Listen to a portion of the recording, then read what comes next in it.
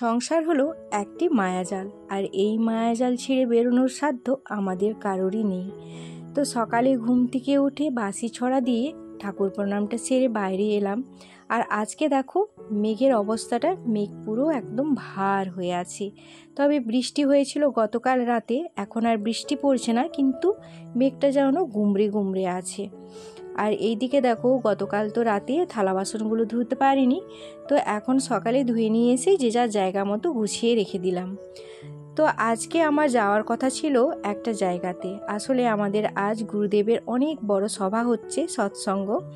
তো সেখানে আমার আর তোমাদের দাদা ভাইয়ের দুজনেরই যাওয়ার কথা ছিল, কিন্তু এই যে দায়িত্ব কর্তব্য, এই সবের মাঝে মাঝে ভগবানকে ডাকতেও আমরা ভুলে যাই। আসলে যাওয়ার কথা ছিল আমাদের দুজনেরই, কিন্তু তোমরা তো যারা আমার ভিডিও দেখো তারা অবশ্যই জানো যে ঠাকুমার শরীরটা খুব একটা ভালো নেই, আর সেই জন্যই কিন্তু আমার যাওয়া হলো না। ঠাকুমাকে এখন তো খাইয়ে দিতে হয়, তারপর কোথাও গেলে তাকে ধরে ধরে নিয়ে যেতে হয়, তো এই সমস্তের জন্য আর যাওয়া হলো না। আর ঠাকুমা যেহেতু আমার কাছে আছে, এখন সবথেকে বড় দায়িত্ব আমার। সবাই করে ঠিকই কথা, কিন্তু আমার কাছে যেহেতু আছে তখন সব দায়িত্বটা কিন্তু আমার। কে কখন করবে না করবে সেটা না ভেবে আমাকেই কিন্তু আগে করতে হবে। তো সেই সব কিছু ভেবেই আর গেলাম না। তোমাদের দাদাভাই যাবে, এখনও যায়নি। তো সকালে উঠে সমস্ত কাজবাজ সেরে এখন দেখো এক গ্লাস গরম জল করে নিলাম নিজের জন্য, প্রতিদিনের মতো। আর আজকে না থালকুনি পাতাটা তুলে নিয়ে আসা হয়নি, তোমাদের দাদাভাই নিয়ে আসেনি, আর সেই জন্য আজকে আর থালকুনি পাতাটা খাওয়া হলো না, শুধু এক গ্লাস। আর বাকি জলটা ঢাকা দিয়ে রেখে দিলাম। তোমাদের দাদাভাই এখনও ঠাকুর প্রণাম করে যাচ্ছে। বসেছিলাম একই সাথে দুজন, তো ওর তো অনেকটাই সময় লাগে, আর এই সকাল টাইমটা আমার এতটা সময় দেওয়ার মতো সময় আমার কাছে থাকে না। সংসারের কাজকর্ম করব না ঠাকুর ডাকবো, তো সেই জন্য ঠাকুর থাক আমার মাথার উপর, আর আমি আমার কাজে লেগে পড়লাম। তো আমাদের গুরুদেবের একটাই বাণী, তিনি বলেন যে অবশ্যই সংসার ধর্ম তুমি পালন করো, সংসারে কাজকর্ম করো, সব কিছুর মাঝেই কিন্তু ভগবানকে ডাকতে হবে, তার নাম জপ করতে হবে, আর ভগবানকে মাথায় রেখেই কিন্তু আমাদের চলতে হবে।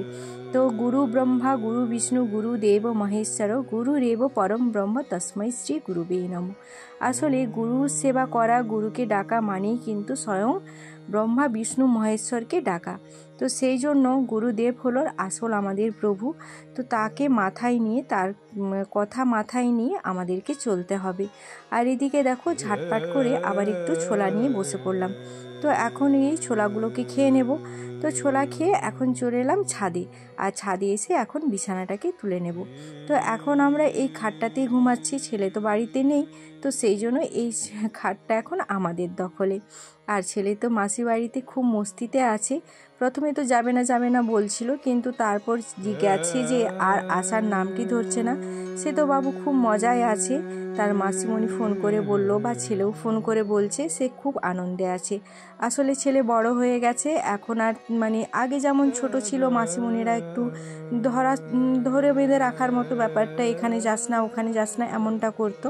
আর এখন তো তা নয়, বড় হয়ে গেছে, তাকে একটা পার্সোনাল গাড়ি দিয়ে দিয়েছে, তো সে যেখানে ইচ্ছা যাচ্ছে ঘুরছে, এই আর কি।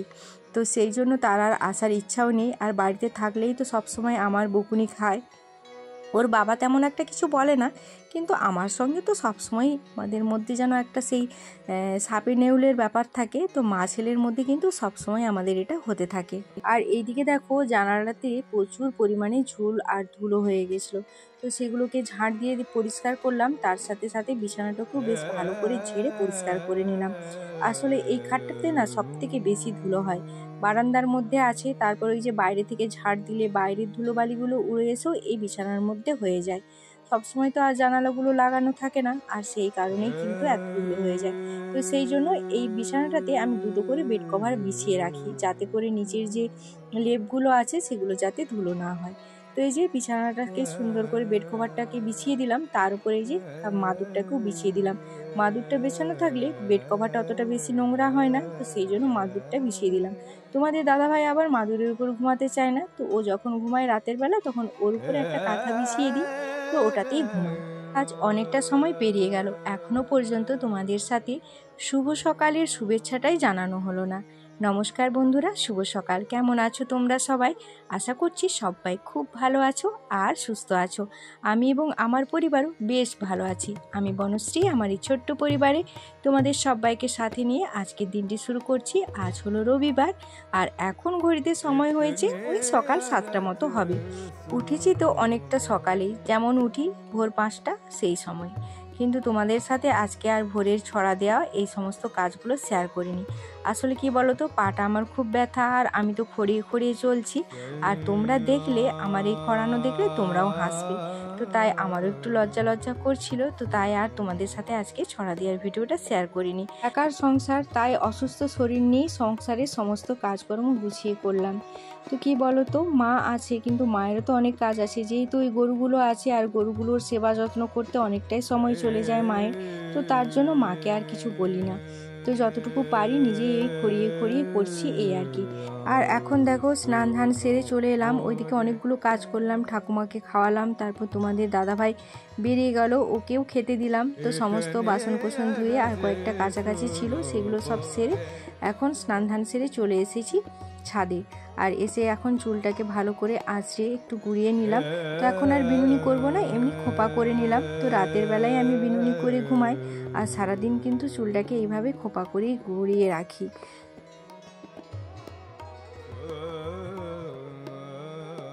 এত গরম পড়েছে যে কোনো ক্রিমই আর মুখে থাকছে না। তবুও এই একটু সানস্ক্রিন মুখে লাগিয়ে নিই, কারণ এই যে রোদ গরম, তারপর 19 সালে থাকি, তো তার একটা তাপ আছে। এমনিতেই সত্যি কথা বলতে এই গরমে আমি একটু কালোই পড়ে যাই। তো আমি কেন, আমার মনে হয় সবাই একটু গরমের দিনে একটু কালো পড়ে যায়। তো তারপরে যে দেখো সানস্ক্রিনটা নিয়ে একটু ভালো করে মুখে অ্যাপ্লাই করে নিয়ে একটু ম্যাসেজ করে নিলাম। তো এই সকাল টাইমটা একটু নিজের জন্য সময় বের করে নিই। অনেক কাজ থাকে, কাজের মাঝেও কিন্তু নিজেকে একটু সময় দিতে হবে। আর আমরা নিজেরা ভালো থাকলে তবেই কিন্তু সবাইকে আমরা ভালো রাখতে পারবো। তার জন্য যতটুকু পারা যায় নিজেদেরকে একটু সময় দেওয়া উচিত। তো তাই একটু দেখো মুখে একটু ক্রিমটাকে ভালো করে লাগিয়ে ম্যাসেজ করে নিলাম, তারপরে যে একটু সিঁদুর পরে নিলাম।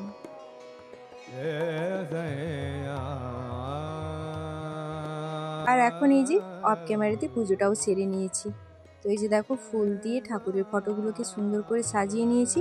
তো আজকে খুব একটা বেশি ফুল ছিল না, লাল জবা ফুলগুলো বাচ্চাগুলো পড়তে গিয়েছিল, টিউশন থেকে ফেরার পথে সব ছিঁড়ে ছিঁড়ে রাস্তায় ফেলে দিয়েছি দেখলাম। তো বন্ধুরা, পুজো দেওয়া হয়ে গেছে আর এখন নিচে গিয়ে নিচে দুটি খাবো, তারপর রান্না বসাবো। আজকে রান্নার অতটা চাপ নেই, তোমাদের দাদাভাই নেই, তো গেছে আমাদের গুরুদেবের সৎসঙ্গে। তো আমি আর ঠাকুমা খাবো, তো তাই অতটা ঝামেলা নেই, যাই হোক একটা কিছু করলেই হবে। তো পুজো দেওয়া হয়ে গেছে আর এই যে তোমাদের দাদাভাই কি একটা জিনিস নিয়ে এসেছে, চলো দেখাই। তো এই দেখো একটা মিউজিক সিস্টেম নিয়েছে। তো গানের তো প্রচুর নেশা, ওরও নেশা আমারও নেশা, তো সেই জন্য একটা মিউজিক সিস্টেম নিয়েছে। আবার তার সাথে আবার আছে মাইক্রোফোন গান গাওয়ার জন্য। ওই স্টার মেকার আছে না, স্টার মেকার অ্যাপ থেকে ও গান গায়, তো তার জন্য এটা নিয়েছে। তো চলো এবার নিচে যাই, নিচে গিয়ে রান্নাবান্না আছে, সমস্ত রান্নাবান্না কাজ করি। নিচে এসে অল্প করে নিজে একটু টিফিন করে এখন ভাতটা বসিয়ে দিলাম। বানাবো আজকে কিছুই না, ওই আলু সেদ্ধ ভাত আর তার সাথে একটু মাছের ঝাল করব। মাছ আছে তো মাছের একটু ঝাল করে নেব আর আলু সেদ্ধ ভাত, ব্যাস এই। আর আমার যা একটু ডাল করবে বলেছে, তো ওকে বললাম ঠাকুমার জন্য একটু ডাল দিয়ে দিতে। তো ডাল দিয়ে ঠাকুমাকে ভাতটা মাখিয়ে দিলে সুন্দর মাছের ঝাল দিয়ে খেয়ে নেবে। আর ঠাকুমা একটু মাছ না হলে ভাত খেতে পারে না। যাই হোক মাছটা আছে, আমি নিশ্চিন্ত। আজ আর তোমাদের সাথে রান্নাবান্না কিছুই শেয়ার করলাম না, মানে কি রান্নাবান্না শেয়ার করার মতো তো কিছুই নেই, ওই ভাত আর আলু সেদ্ধ আর মাছের ঝাল বলেই দিলাম। তো তাই আজকে আর শেয়ার করলাম না। তো একেবারে চলে এলাম ঠাকুমাকে ভাত খাওয়াবো, তো তার ভাতটা নিয়ে।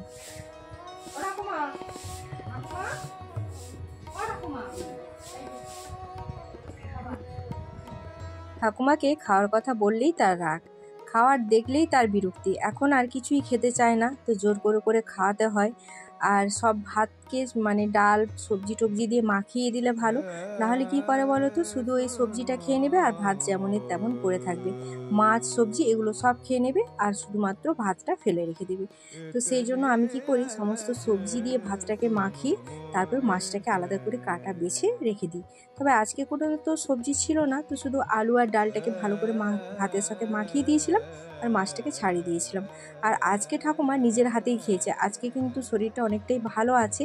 তো তাই বললাম যে আপনি নিজে হাতে খান, যদি না পারেন তাহলে আমি খাওয়াবো। তো দেখলাম ঠাকুমা কিন্তু আজকে নিজে হাতেই সুন্দর খেয়ে নিল, একটু দেরি হলো, সময় লাগলো, তবুও কিন্তু খেয়ে নিল। আসলে কি বলতো, যতক্ষণ হাতটা চলছে, হাত পা চলছে, ততক্ষণ কিন্তু তাকে চলতে দেওয়া উচিত, নাহলে কি হবে, মানুষটা একেবারেই বসে যাবে। তো আমি সাথেই ছিলাম, কাছে ছিলাম, কিন্তু নিজে হাতেই খেয়েছি। তো তারপরে যে খাওয়া দাওয়া করে তারপরে যে মুখ টুক ধুয়ে দিলাম, হাত মুখ ধুয়ে এখন মশারিটা খাটিয়ে দিচ্ছি আর শুয়ে পড়েছে ঠাকুমা এখন। তো বন্ধুরা, তোমরা যারা এখনো পর্যন্ত আমার সাথে আছো আর আমার ভিডিওটি দেখছো, তাদের জন্য রইল অসংখ্য অসংখ্য ধন্যবাদ এবং ভালোবাসা। তোমাদের সাপোর্ট এবং ভালোবাসা নিয়ে এগিয়ে যেতে চাই, তাই প্রত্যেকের কাছে একটি অনুরোধ করব, প্লিজ সবাই একটু পাশে থেকো, একটু সাথে থেকো আর আমাকে এগিয়ে যেতে সাহায্য করো। আর আমার পরিবারে আজ যদি কোনো নতুন বন্ধু এসে থাকো, তাহলে অবশ্যই আমার চ্যানেলটিকে সাবস্ক্রাইব করে আমার পাশে থেকে যেও। তো ঠাকুমাকে ওইদিকে খাইয়ে আমিও নিজে একটু খেয়ে নিলাম, খেয়ে নিয়ে এখন দেখো গ্যাসটাকেও সুন্দর করে মুছে দিলাম। চলো বন্ধুরা, আজকে সকাল থেকে দুপুর পর্যন্ত আমার রুটিনটা তোমাদের সাথে শেয়ার করলাম। তো আমার এই রুটিন তোমাদের কেমন লাগলো অবশ্যই কমেন্ট করে জানিও। আবার দেখা হচ্ছে আগামীকাল আরও একটি নতুন ব্লগের সাথে। সবাই ভালো থেকো, সুস্থ থেকো, নিজের খেয়াল রেখো, নিজের পরিবারের খেয়াল রেখো। আজ তাহলে আসি, সবাই ভালো থেকো, সুস্থ থেকো।